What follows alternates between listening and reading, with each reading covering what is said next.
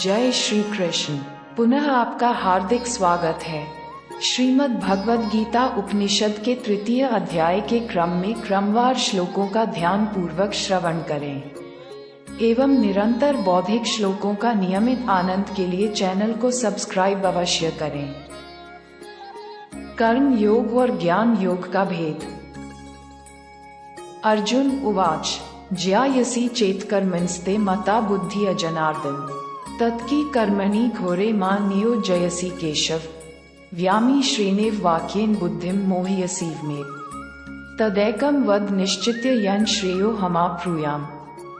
अर्जुन ने कहा, हे जनार्दन, हे केशव, यदि आप निष्काम कर्म मार्ग की अपेक्षा ज्ञान मार्ग को श्रेष्ठ समझते हैं, तो फिर मुझे भयंकर कर्म युद्ध में क्यों लगाना चाहते हैं?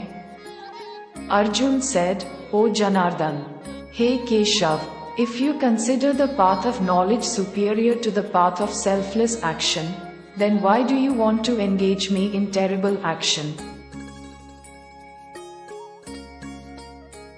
आप अनेक अर्थ वाले शब्दों से मेरी बुद्धि को मानो मोहित कर रहे हैं, अतः इनमें से मेरे लिए जो एकमात्र श्रेयस्कर हो, उसे कृपा करके निश्चय पूर्वक मुझे बताएं, जिससे मैं उस श्रेय को प्राप्त कर सकूं। It seems as if you are captivating my intellect with words with many meanings. So please tell me definitely which one is the best for me, so that I can attain that credit.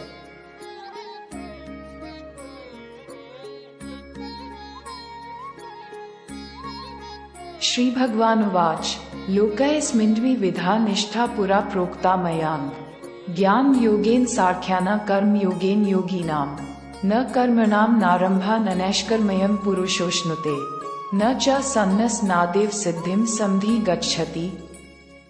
Shri भगवान ने कहा, हे निष्पाप अर्जुन, इस संसार में आत्म साक्षात्कार की दो प्रकार की विधियां पहले भी मेरे द्वारा कही गई हैं।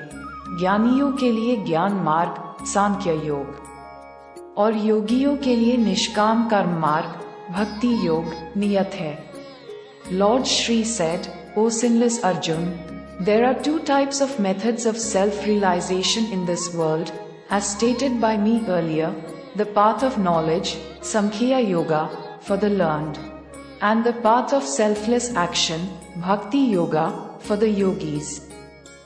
मनुष्य न तो बिना कर्म किए कर्म बंधनों से मुक्त हो सकता है और न ही कर्मों के त्याग संन्यास मात्र से सफलता सिद्धि को प्राप्त हो सकता है।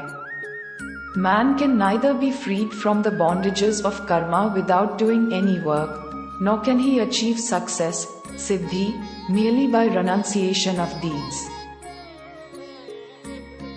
न हि कश्चित् क्षणमपि जातु तिष्ठत्य कर्मकृत् कार्यते ह्यवशः कर्म सर्वः प्रकृतिजैर्गुणैः कर्मेन्द्रियाणि संयम्य य आस्ते मनसा स्मरन् इंद्रिया रथावि मूढ़ात्मा मिथ्याचारः स उच्यते।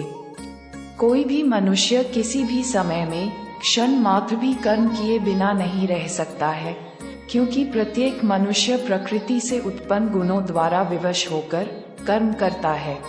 No human being at any time, even for a moment, can remain without action, because every human being is compelled by the qualities arising from nature to perform action. जो मनुष्य कर्म इंद्रियों को वश में तो करता है, किंतु मन से इंद्रियों के विषयों का चिंतन करता रहता है, ऐसा मूर्ख जीव मिथ्याचारी कहलाता है। The man who controls the senses of action, but keeps thinking about the objects of the senses through his mind, such a foolish creature is called a liar. Shrimad Bhagavad Gita के श्लोकों का निरंतर श्रवण करते रहें, जीवन के वास्तविक आनंद के लिए एवं उपनिषद से श्लोकों को सुनने के लिए जिन्होंने अभी तक चैनल को सब्सक्राइब नहीं किया है, कृपया सब्सक्राइब अवश्य करें एवं श्रीमद् भगवद गीता को और समीप से जानें तथा जीवन के दार्शनिक परिवर्तन का आनंद लें। धन्यवाद। जय श्री कृष्ण।